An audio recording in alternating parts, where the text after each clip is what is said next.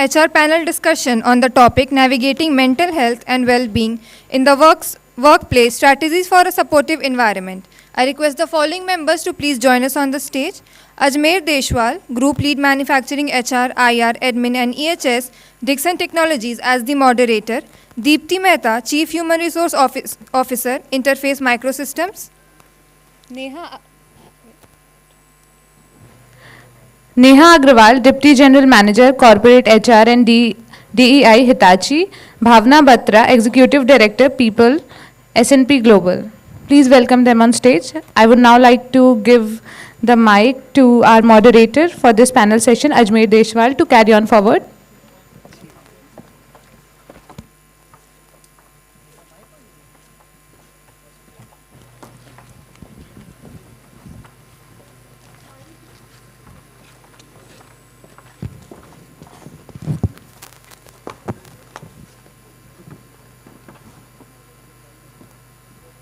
Thank you. So good afternoon all.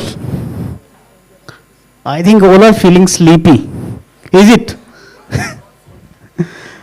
Because it's quite usual. We have been talking about AI so much. So I think it's something which is either clear or all clear. So anyway, it's a very interesting topic which we are going to touch upon. And since last couple of months, it's very hotter and hottest in the news also. My name is Ajmer and I am assisting Dixon Technologies, the company which is using AI. I think 80% of the AI products are made by Dixon only. So we are making 80% of the mobile phones other than Apple. We are making laptops, almost 70% of the laptops which are being used in India. Along with me, we have 3 panelists. All are from very renowned organizations and very renowned positions. The topic which we are going to touch is navigating mental health. And since while coming here, we saw that I think 50% of the crowd is from campuses and colleges. Definitely we are not going to touch quota stories which students are facing due to mental health, because we all know. Few days back something happened with the big 4 firm, I will not name, in Bombay.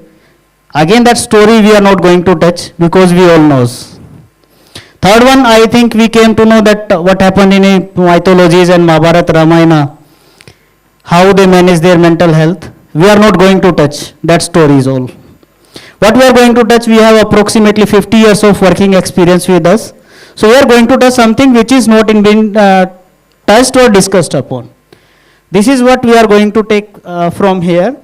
Over to my colleagues who will just briefly introduce and set the context what we are going to speak on. Thank you very much. Thank you. Over to you, Bhavna.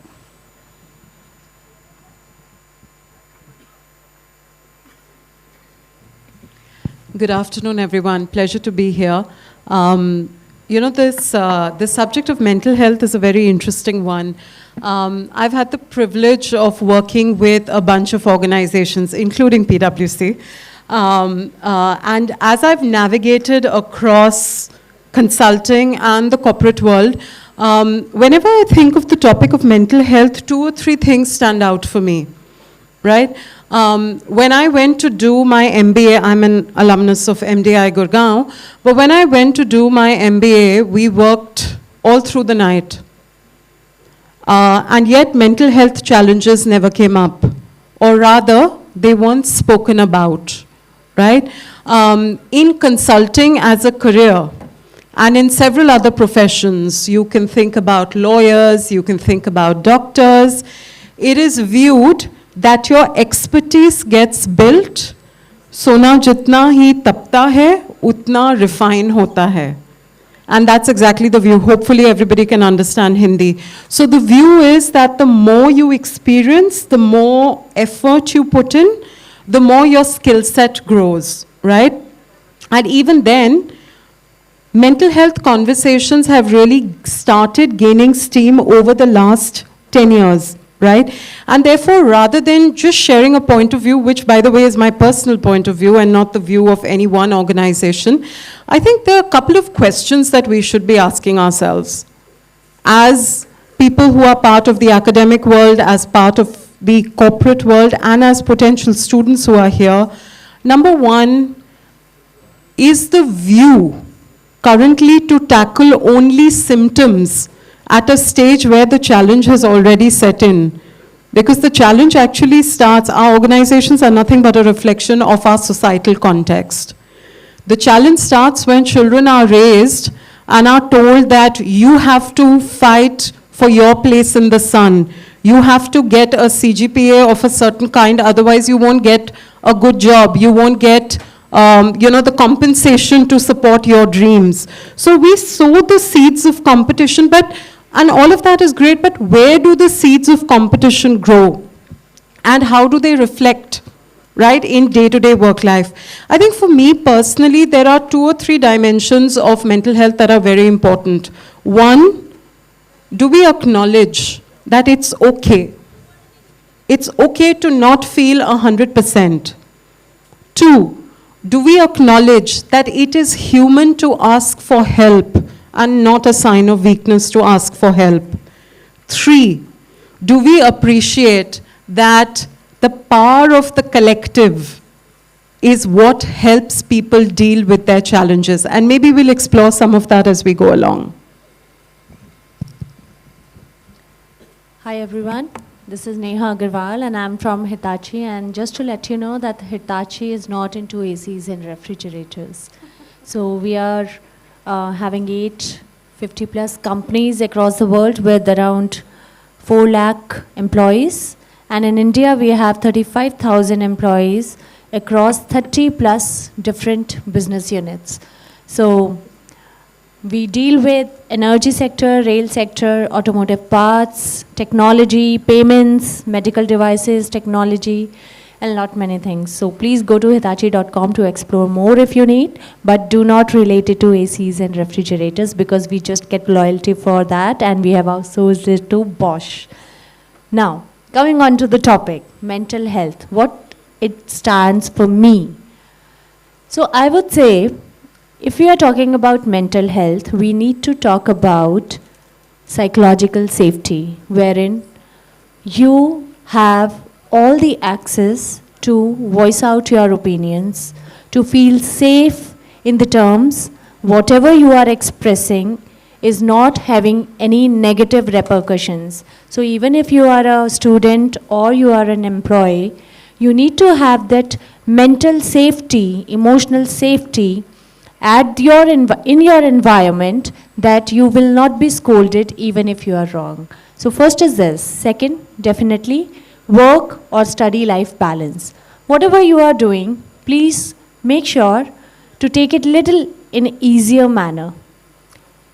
Please do not get into the rat race of life, because life is short and the health is most important factor. So for mental health, it is important that whatever we do, we need to have a balance. And third thing is the emotional intelligence. So if we are very well aware of what we are experiencing, because at times we don't know what we are going through. So it is important to talk to someone, to have someone as confidante with whom you can share whatever you want to. So for organizations, they could deploy a lot of people termed as counselors or wellness officers who would listen to you. And you need to have people who support you. So being surrounded by people who are in your support is also of mental well-being. So these are the 3 things for me that we will be exploring in the panel. Thank you. Hi, good evening. My name is Deepti Mehta. I represent a company called Interface Microsystems.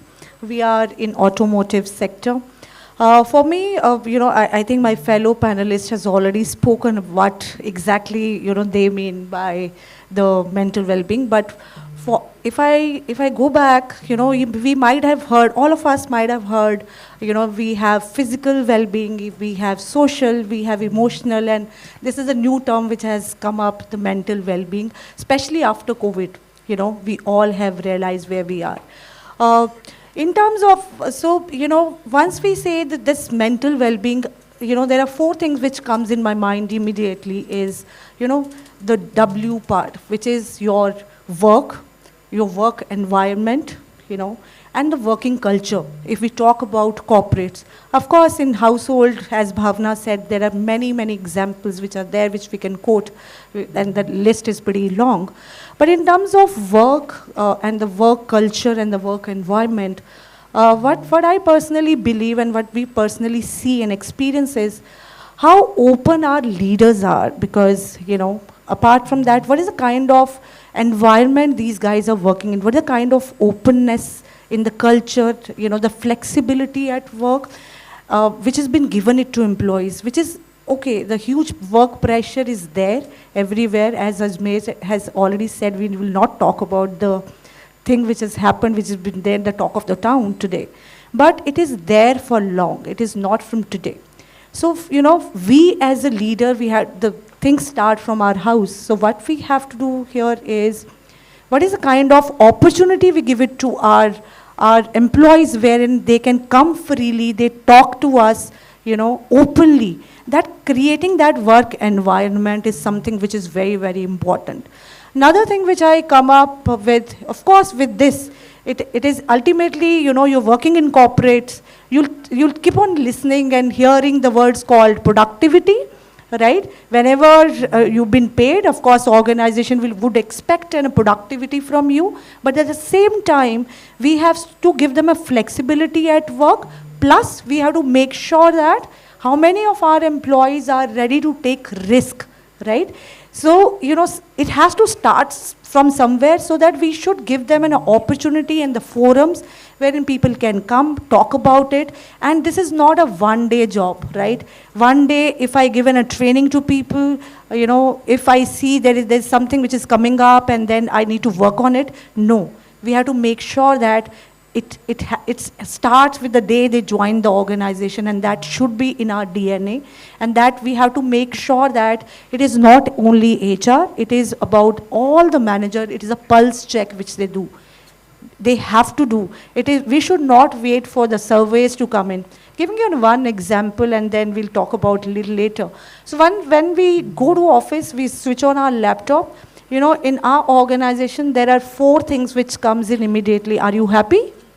How are you feeling today? Are you tired? Are you sad? Right? And that gives me a kick, and after a month, if I look at that data, how many of my employees are really, feeling happy, or they're not happy with? And that gives me a trigger, and that gives me an opportunity to talk to my employees, rather than I go for a pulse survey, get to know, some of them are really scared, or some of them do not want to go for it, or some of them do not even want to share their thoughts. So this is where I leave my thoughts on, and then probably we'll go on and on. Yeah, thanks. Thank you. Thank you for understanding and keeping landscape.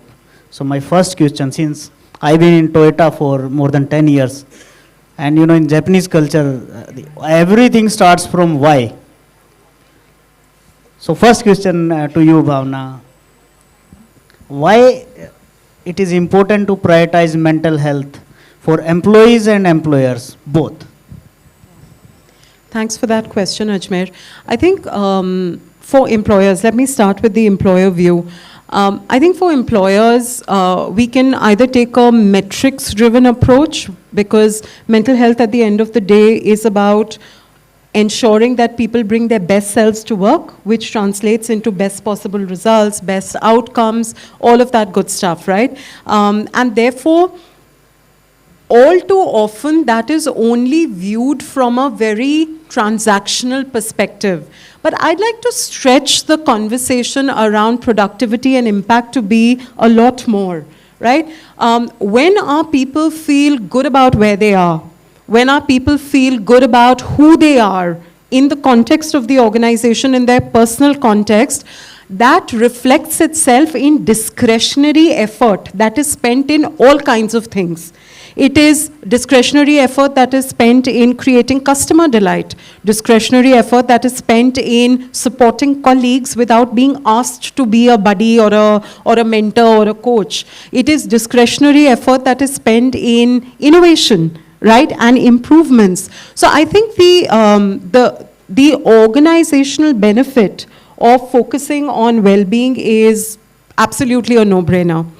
I think for individuals, it has become more and more important because, you know, the only reality that we can definitely count on is that things tomorrow will be different from things today. That is the pace of change. About 3, maybe 4 months ago, I was really happy because I moved from a Apple iPhone 11. It's an interesting thing to admit in public, but I moved from 11 to 15 and I said, okay, maybe I have really cutting edge technology, only to find out 2 months ago that, oh, sorry, you're obsolete because 16 is not now out and Apple has certain views on version control when it comes to 15, right? So this is, it's funny, but it's a small anecdote which shows just the pace of change that we are grappling with, the reality that we are grappling with. And there are a few contradictions that our life throws up.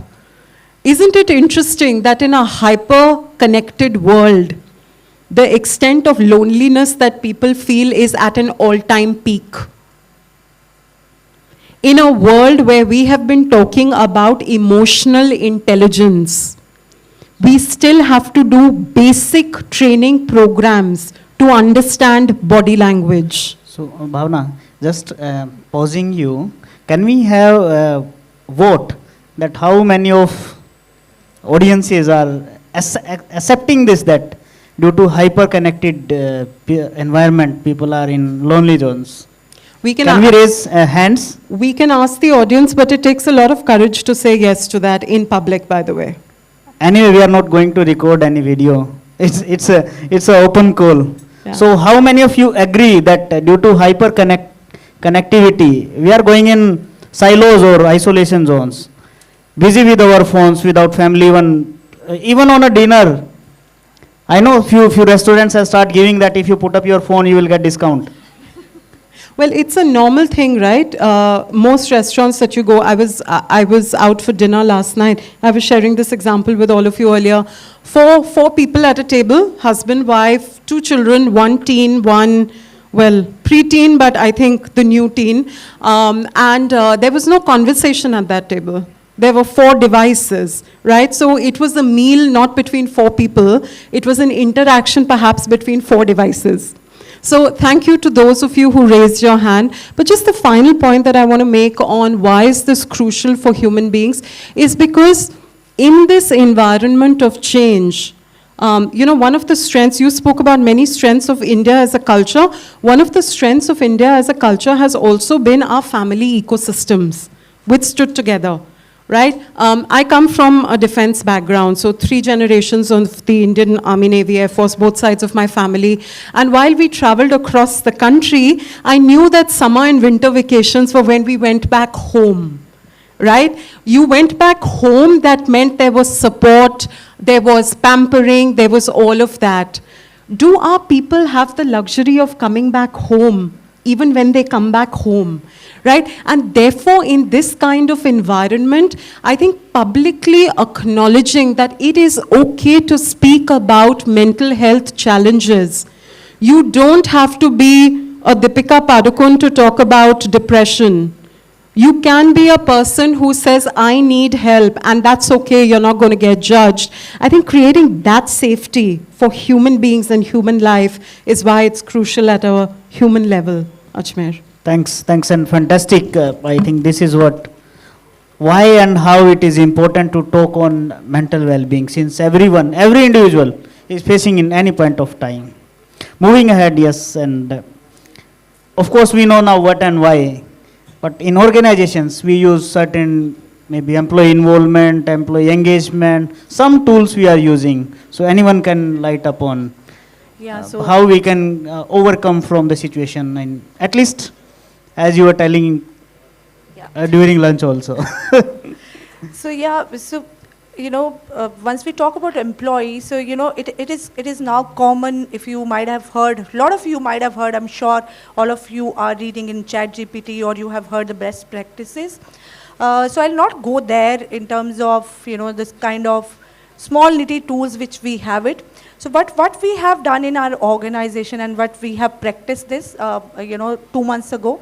So what we have done is, I work with an organization wherein we have 4 generations working together. So it is baby boomers, it is like Gen Z, Gen X, Gen Y, and millennials, and everybody is coming in. And the beauty of this particular industry, auto industry, wherein you have to work as the cross-functional teams are there. Without cross-functional teams, you can't work. It means you have to have a good relationship between all the peers and the colleagues, because unless that is not there, you won't be able to work. So we also found, because there's a lot of pressure, I'm sure people, those who come from auto industry, if they are there, I think he can, second me on that. And we have like high level of pressure in terms of, from a client perspective, like, client want us to do this, and that project is never been finished on time, and that is where we struggle. Because if we say 1 month, the client will always say 10 days, and our organization feels like, proud, like we work with the short timelines, but they do not look at the employees, the kind of pressure which they goes through. So what we have done, and the practice, a small thing is, we have introduced chief well-being officer in our organization. So it is not the one whom we have hired from outside as a consultant. We have not taken a help of any agency. We have not taken a help of any of the other organizations who keeps on selling their products. It is nobody, but there is a employee within the organization who is so involved, in terms of who is so easily accessible. People can go to him, people are taking his or her advice, people are making sure that they're comfortable. And it is not only restricted to work, it is like anybody and everybody can go meet him and discuss their family issues as well. So we have, this particular thing has started working pretty well. We get to know, and there comes in the role of HR. As I mentioned it before also, we are not waiting for the surveys, but this particular person, once he or she deals with, and they come up, and then there our jobs start, and then we start engaging with employees. It's not we are not engaging, it is no more the thing wherein HR is only doing rangolis and little engagement activities. It has gone beyond now. So we are also partners, we are strategic partners. But however, one thing what we practice is very clear. We make sure that we give this is not owned by HR. This has been owned by their functional managers, whom they are exactly working along with. That matters a lot. If I go, I talk to the employee, of course, if I take the problems, what will I do? I will go back, I'll talk to the managers, and manager will say, some of the manager will take the feedback, and majority of the managers will take the feedback that point in time, but they'll make sure that, they are giving back to the employee, the pressure comes to the employee, and then they feel hesitant. So what we have done, this particular scheme of Chief Wellbeing Officer has come up very nicely with us. Another is we use EAP, which I'm sure all organizations must be doing it. But what we do differently here is, it is like we have given access to the family members as well. So there is a hotline wherein you can, and without name, we pay to that agency. What do is they talk to your family. If family can give them a call, and they get to know. Say for example, husband is working with our organization, and there's a family, and at times, the queries comes in like, we hardly get to see him on time. The kids are sleeping when he's coming, when he's going, kids are sleeping. So these are the small nitty things which start creating a pressure. So these are the practices which we have just started. And third is the maximum thing which I keep on telling in every forum: communication. Communication is the key. We make sure that we get up from our own seats, and at least you're meeting with 3-4 PM member and asking how's your family, rather than only asking like, KRAs are done, what is the productivity, what did you do? So, as Bhavna said, people are sitting in the family and they're just looking at the mobile phones. We make sure that we go, we roam around. I have told my team, like, between 3 to 4, make sure that you are there on the floor and just meet with people.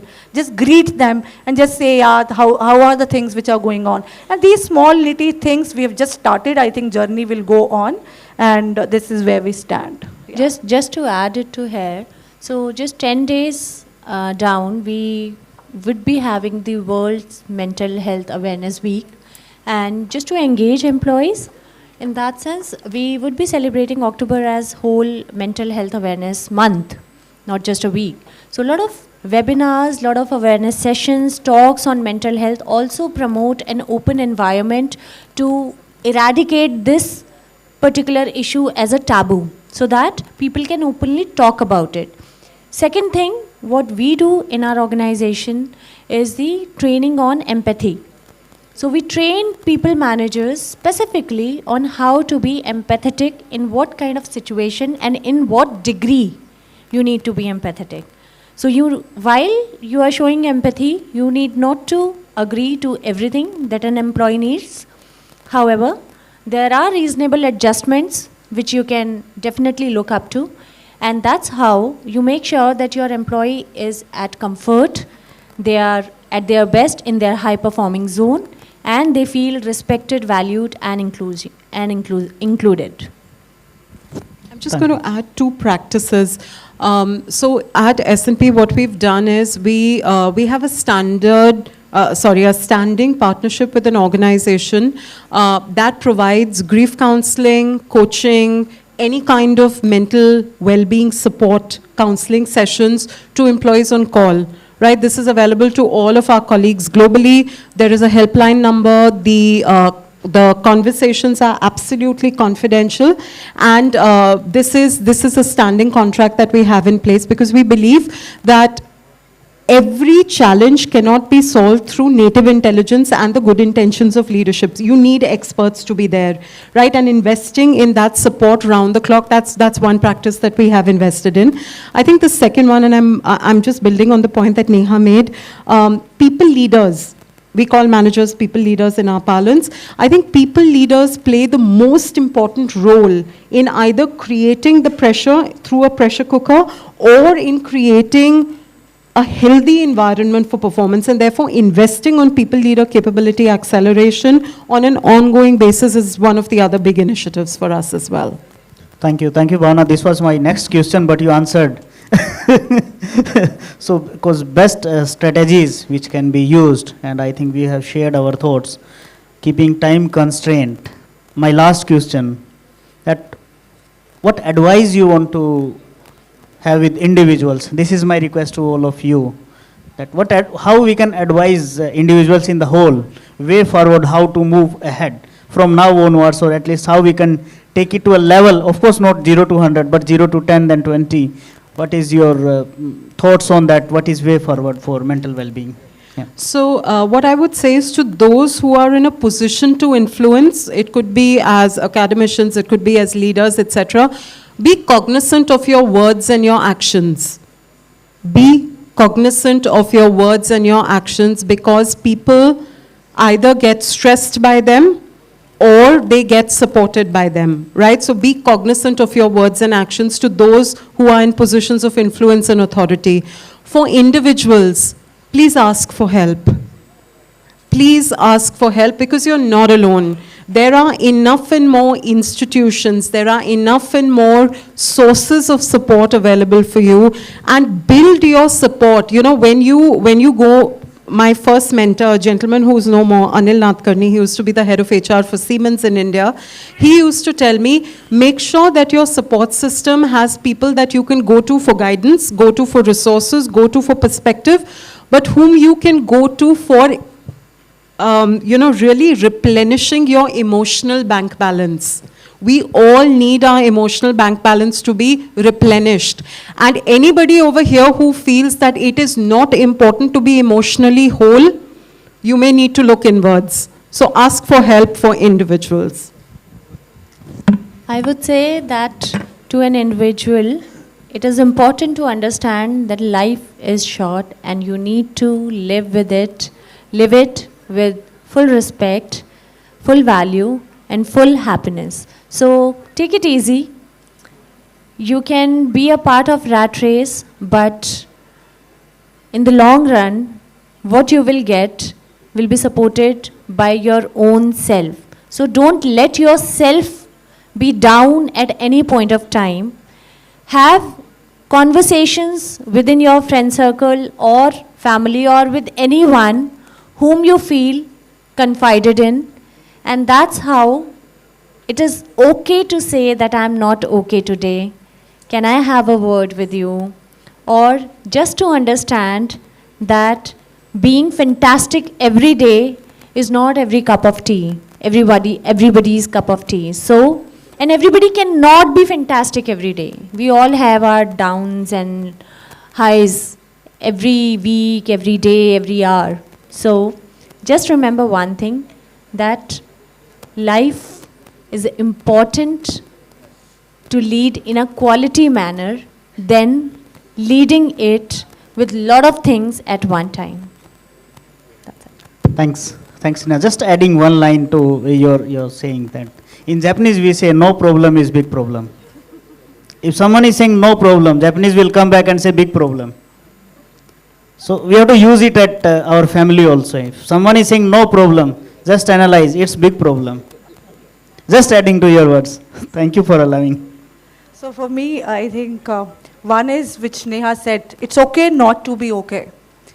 And make sure that you communicate with open mind. Make sure that seek help whenever you need it, whether it's your friend, your colleague, or your family member. And that these are the 2-3 things which we should utilize properly. And I think that then there's no room for negotiation, which I personally feel. Yeah. Thank you, Deepti. They are every time coming and saying, wind it up, sir. But see, another couple of minutes I want to have. If anyone have any question or doubt, we are here to answer. Anyone from audience, any question if you do have? I think no question at all. Thank you. Thank you very much. Thank you. Thank you, everyone. Now, I would like to invite Dr. Satya to felicitate all the panel members.